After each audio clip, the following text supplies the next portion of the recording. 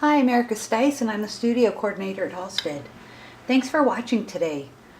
Now today I want to go over item number X292, our automatic torch lighter. Now we used to use spark torch lighters in the studio before we started carrying this automatic lighter, and although the spark torch lighters work fine, I was honestly getting a little tired of changing out the flints, and I was ready for something new. At a couple of the schools I had attended, these automatic torch lighters were what were used during classes, so I was really happy to see that we're now carrying them. Let me show you how they work. You want to place two AA batteries in the bottom of the lighter. Put your cap back on. Now you want to move, you have an on-off switch, so you want to move it to the on position, and you'll know it's on because you'll hear it spark.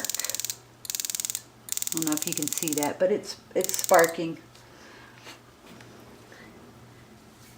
Run a little fuel through your lines, your torch lines, and place the torch tip on the top of the automatic lighter and press down to start it. Once you press down, the switch on the top here is activated, which creates the sparks to light the torch. Now here at Halstead in the employee studio, we use air acetylene, and we have the Smith torch tips. I have noticed that the smaller the torch tip, the closer you need to be to the sparks for it to work. So I'm never more than 1/4 inch from it when using the smallest tip, and it lights just fine. Let me give you a quick demo of how it lights with each of our tips. So right here we have the Smith number 2 torch tip, and this one puts out a lot of acetylene and air, so let me show you. So you can get pretty far away with this one. But let me switch over to the small 00 tip so you can see how close you actually have to get to light it.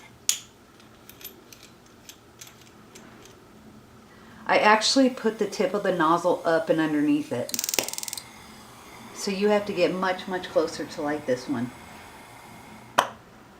And that's it. And that's how you use our X292 torch lighter. Thanks for watching.